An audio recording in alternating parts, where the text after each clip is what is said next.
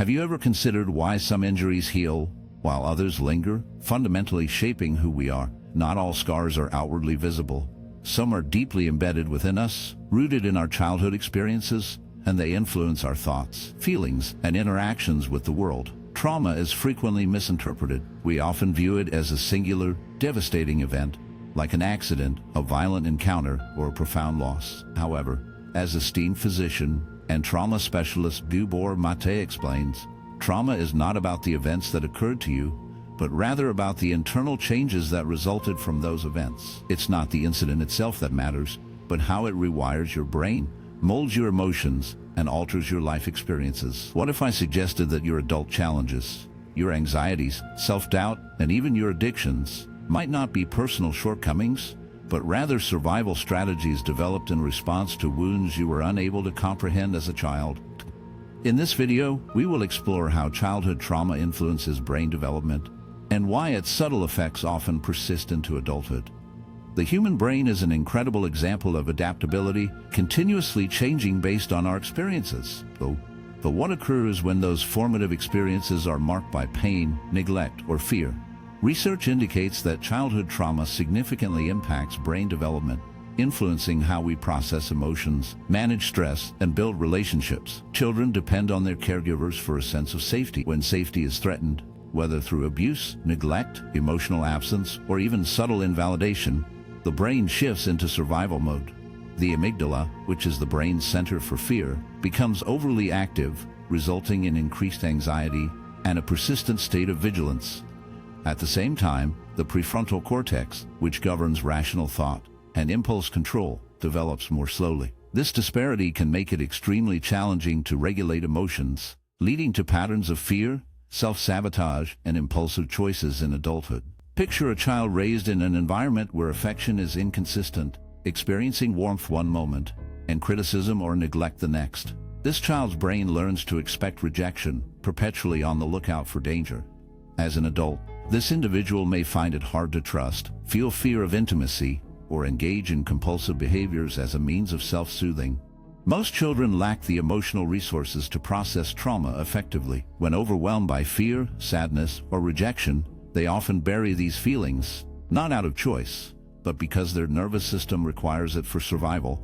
This repression is not a conscious choice. It is a coping mechanism. However, unaddressed pain does not vanish. It evolves. Many adults dealing with chronic anxiety, depression, or unexplained emotional numbness often carry the burden of unresolved childhood trauma.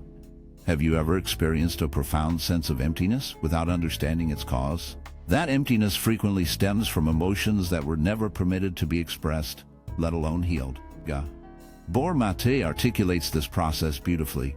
We learn to adjust to our surroundings, even when those surroundings are detrimental. A child who experiences feelings of abandonment may grow up believing they are undeserving of love. A child who faces constant criticism might develop perfectionism as a way to validate their worth. A child who observes conflict may turn into a people pleaser, always striving to keep the peace at the expense of their own needs.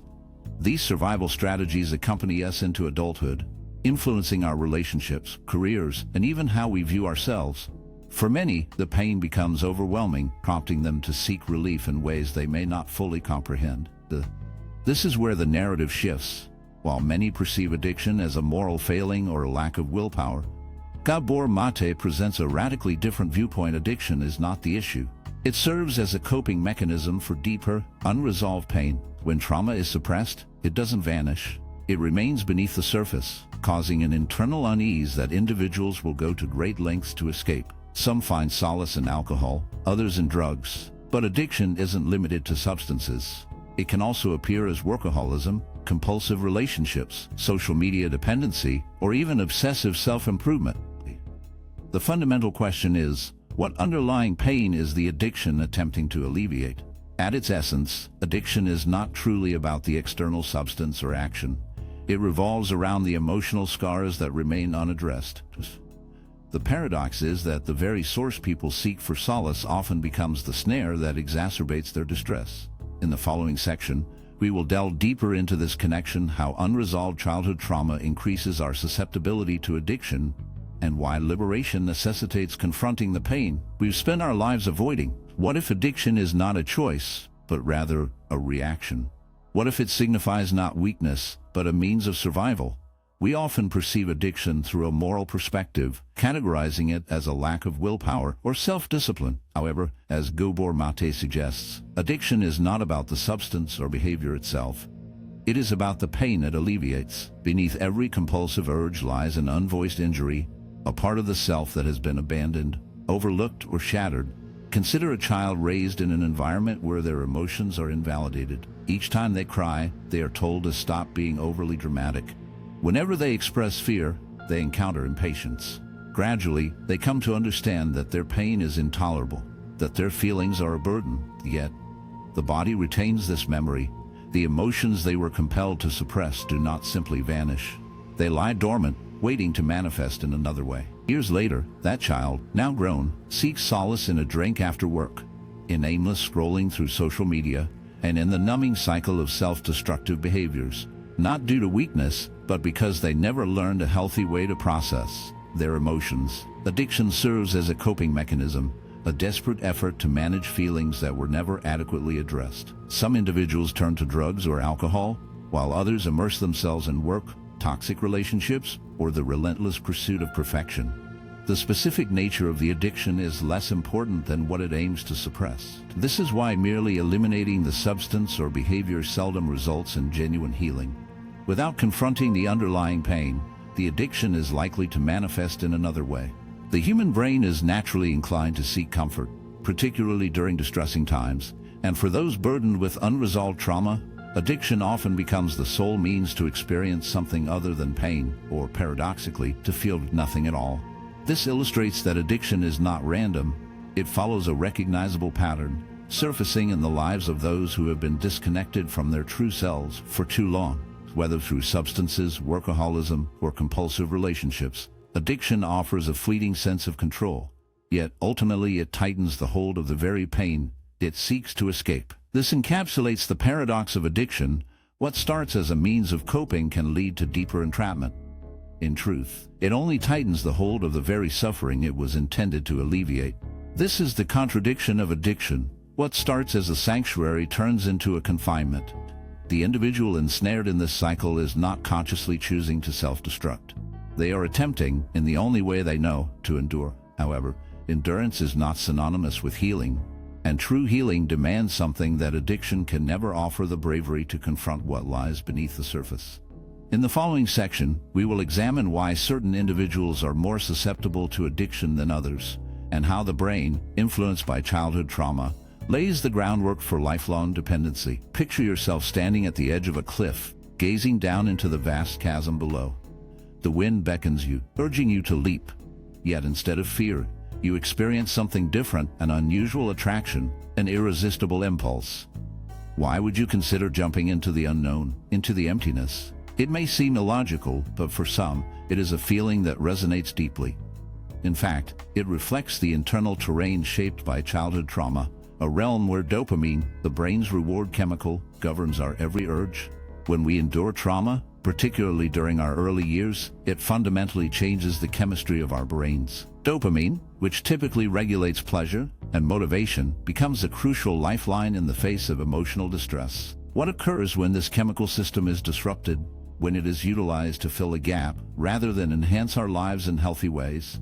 Childhood trauma, whether from neglect, abuse, or lack of emotional support, leads to an imbalance in the brain. The brain's reward system, which releases dopamine in response to positive experiences, becomes more focused on immediate gratification instead of long-term satisfaction. This shift can make the quest for instant pleasure through substances or behaviors more enticing, and even essential for coping with the underlying pain. Dopamine is not solely about pleasure.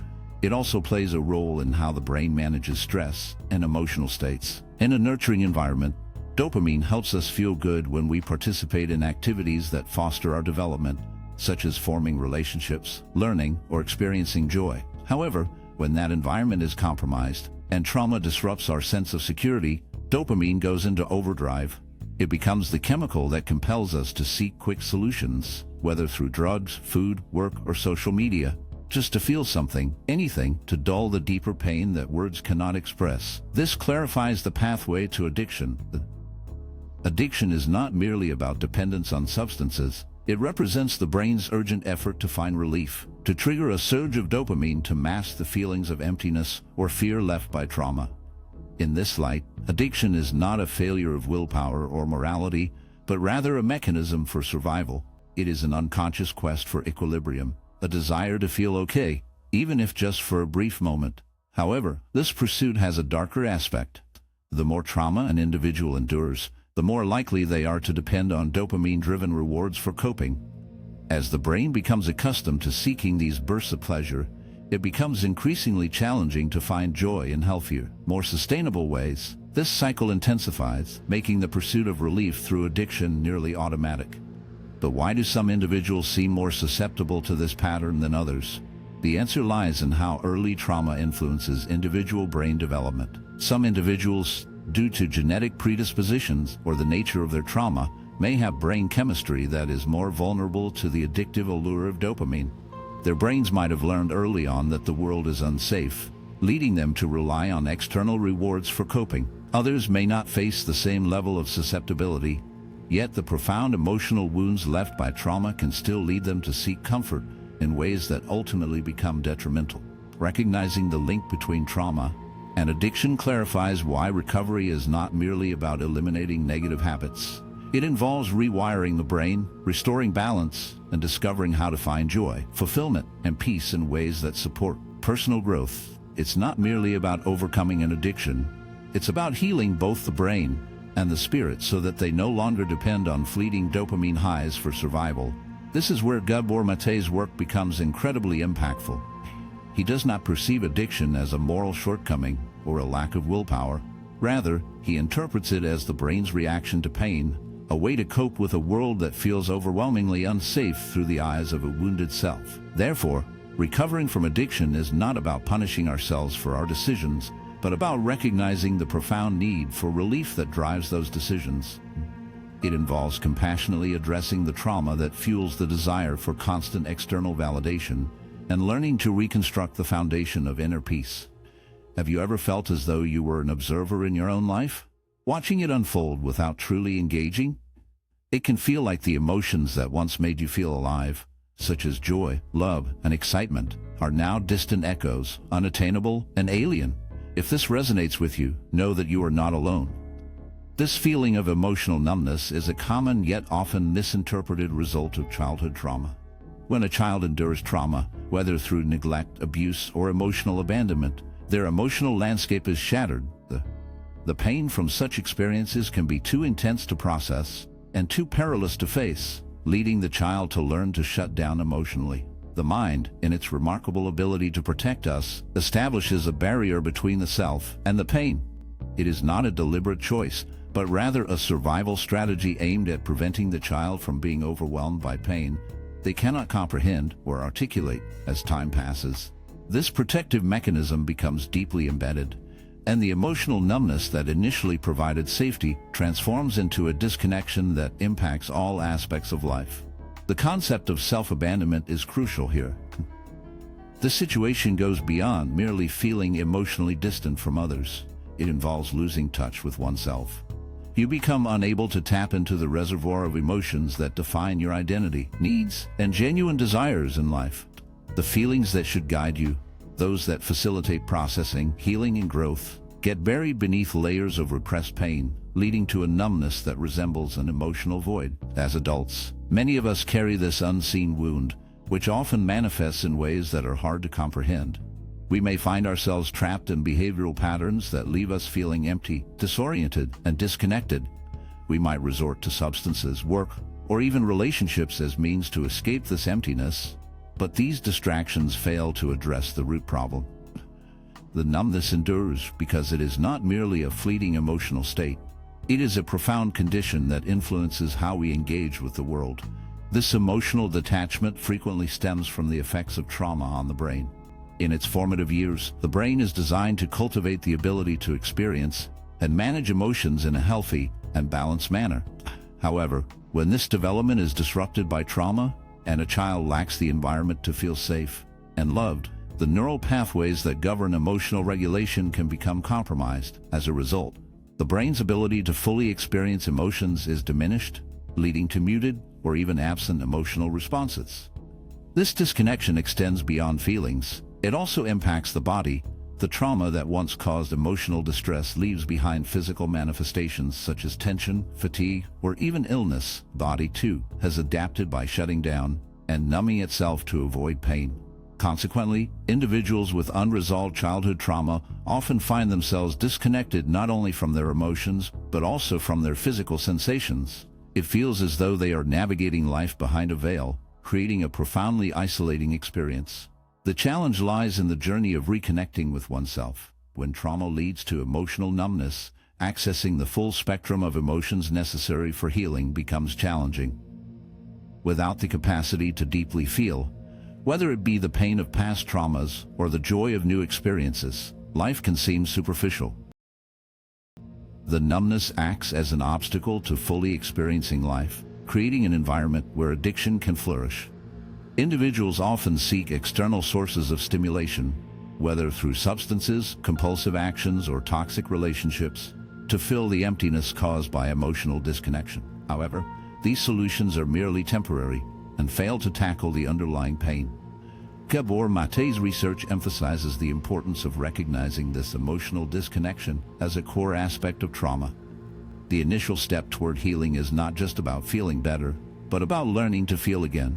It involves recognizing the numbness not as a source of shame or something to be ignored, but as a survival mechanism that protected you when you were too young to defend yourself. Healing means gradually reconnecting with the emotions that were suppressed long ago, allowing yourself to feel what was once deemed too risky. Overcoming emotional numbness requires embracing the entire range of human emotions, including the painful ones, without the fear of being overwhelmed by them. It's about rebuilding trust in yourself, believing that you can endure the pain, process it, and ultimately derive meaning from it.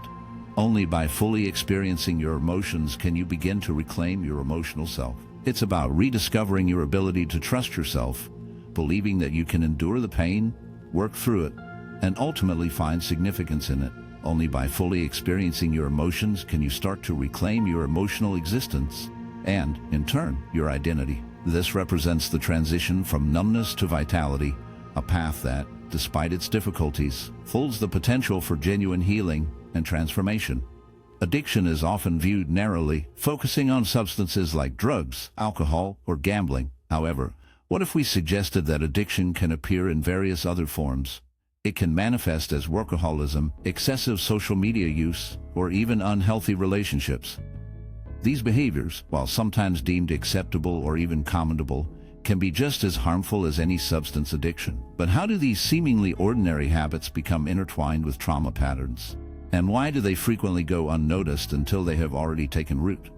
The reality is that these socially acceptable addictions often serve as coping strategies developed from a profound need to escape the pain of unresolved childhood trauma.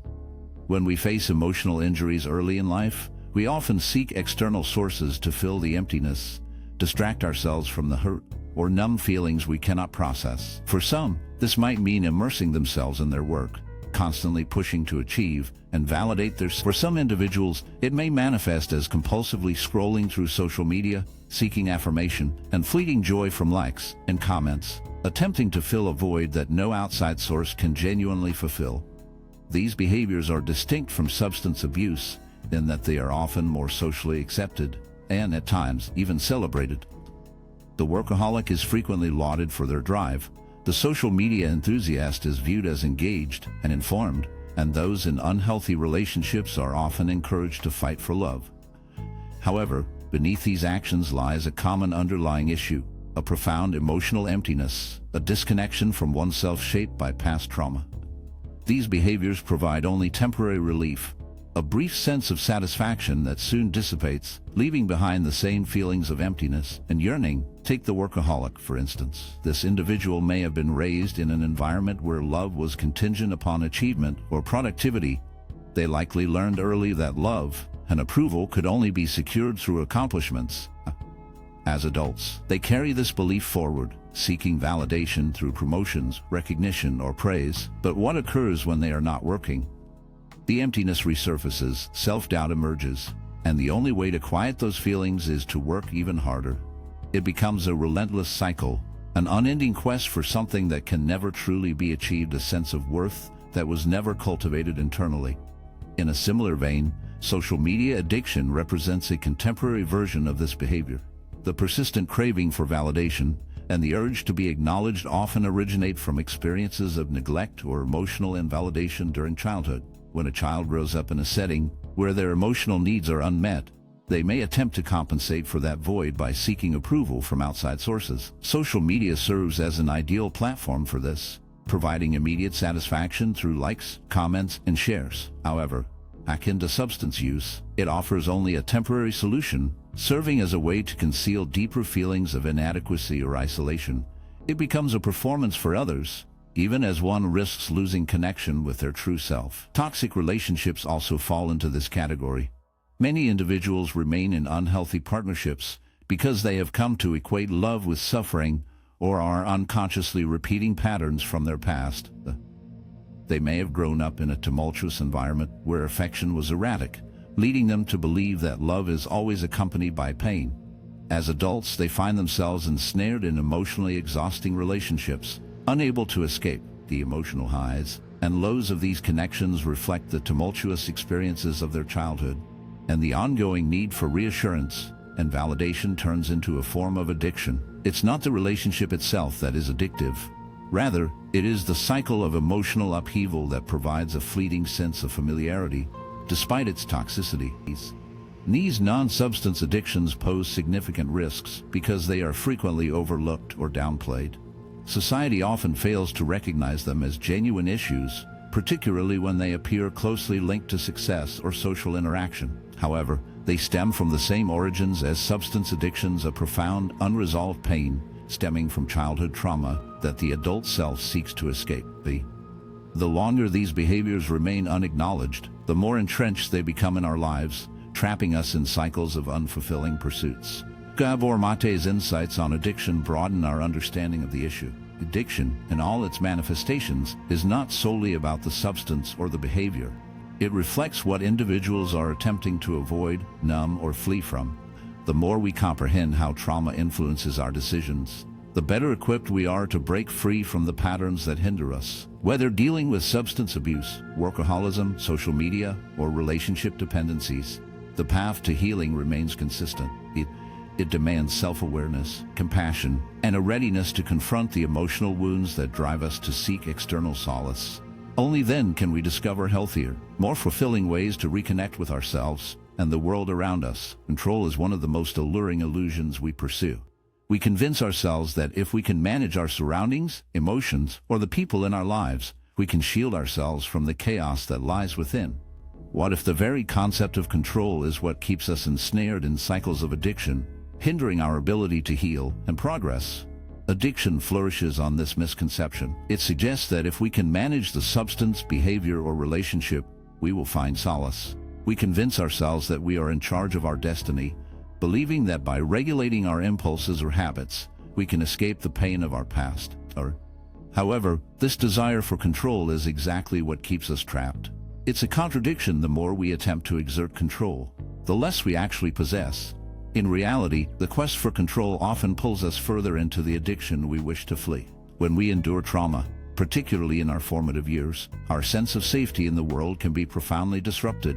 This absence of safety fosters a deep sense of vulnerability, prompting us to seek refuge in addiction, be it through substances, behaviors, or relationships. Addiction serves as a means to navigate the internal turmoil, a way to feel a semblance of control, even if only momentarily. This illusory control is especially compelling because it provides short-lived relief. When we partake in addictive behaviors, our brains release dopamine, delivering a surge of pleasure or satisfaction. In that instant, we feel victorious. We've managed to control something, alleviating the discomfort, pain, and fear. However, this sense of relief is temporary, and the cycle soon resumes. The desire for control intensifies, leading us to become more entangled in our addiction. The more we depend on these external means of control, the further we drift away from the genuine source of power, our capacity to process emotions, confront our pain, and heal from it. The real journey to healing does not lie in trying to control our outside circumstances. but in learning to embrace our internal experiences without fleeing from them. This is where the illusion of control can be particularly harmful.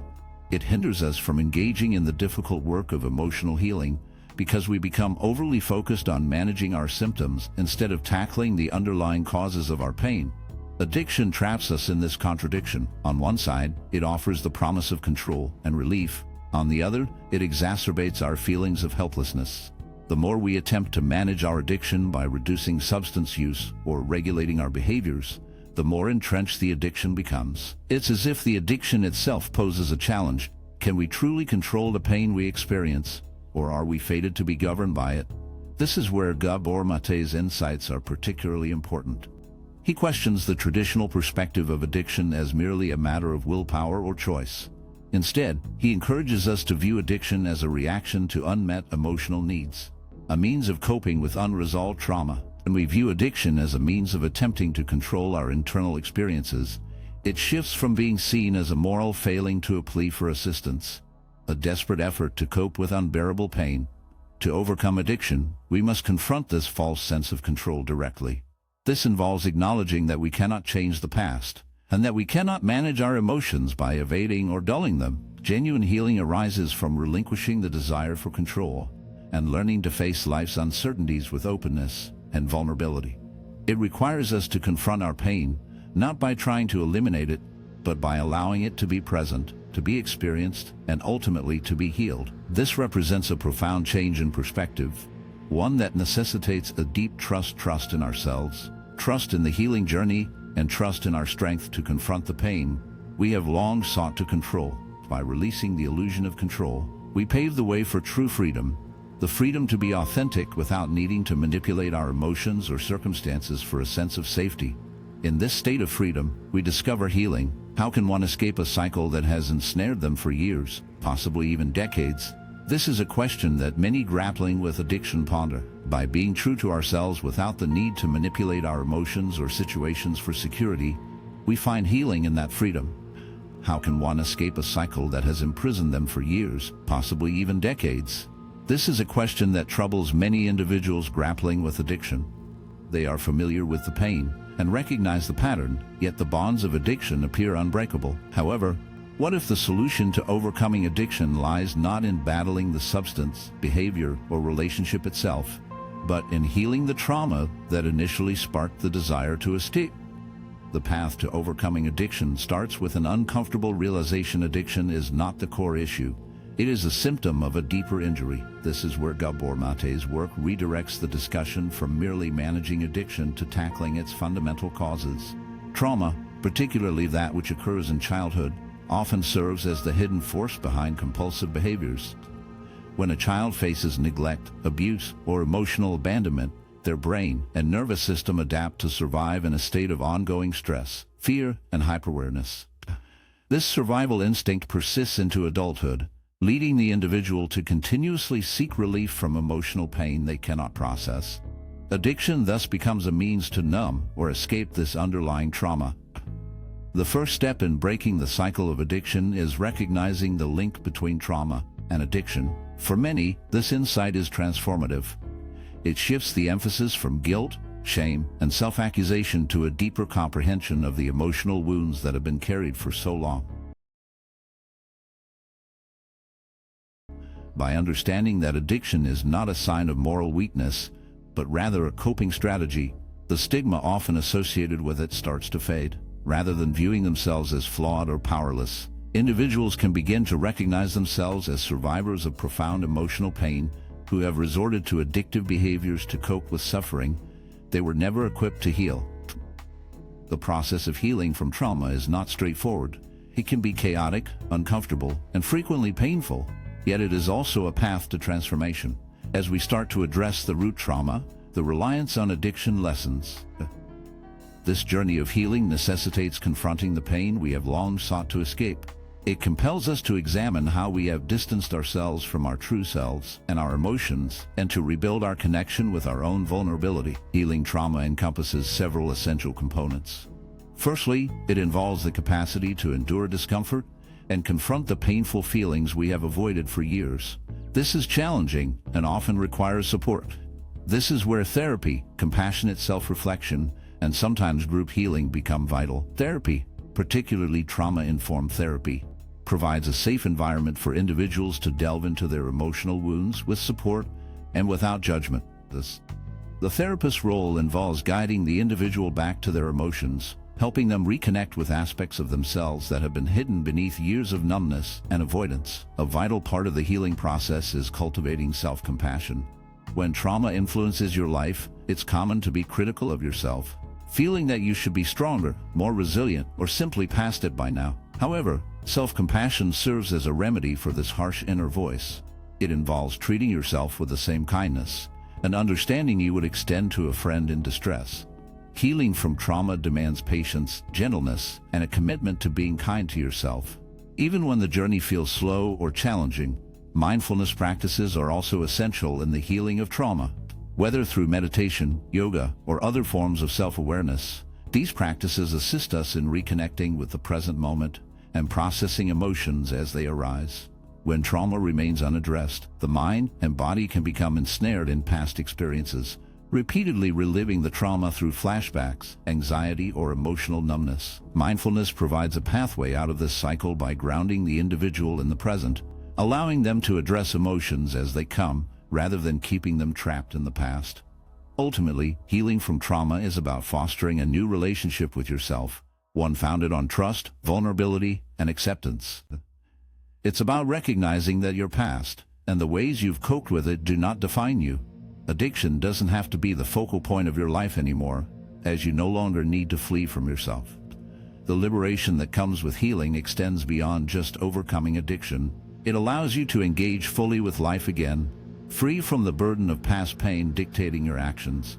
The journey to healing is challenging, but it is worthwhile. To break the cycle of addiction, a significant change in perspective is necessary.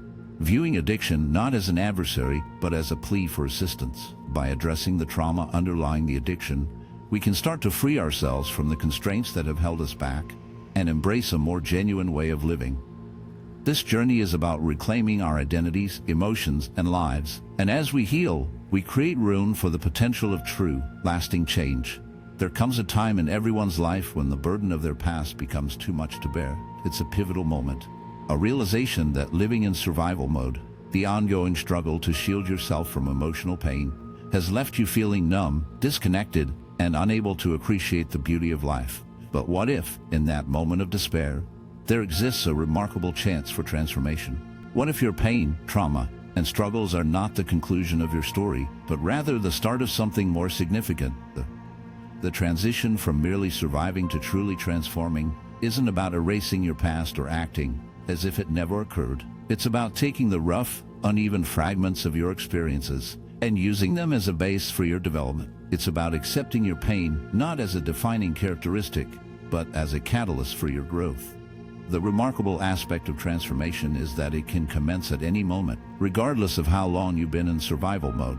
This journey begins with a single brave step: the choice to stop fleeing from your wounds and to start the healing process.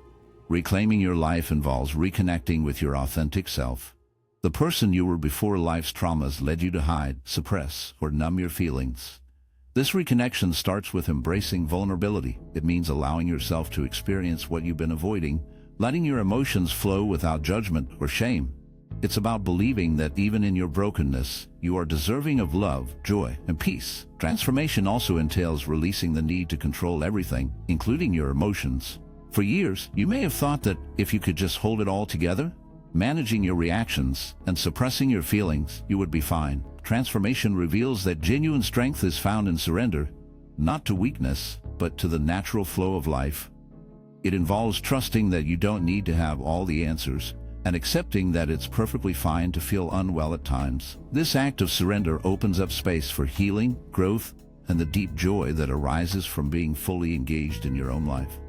Embracing vulnerability is essential in this transformation. By accepting your authentic self, imperfections included, you create the chance to heal from within.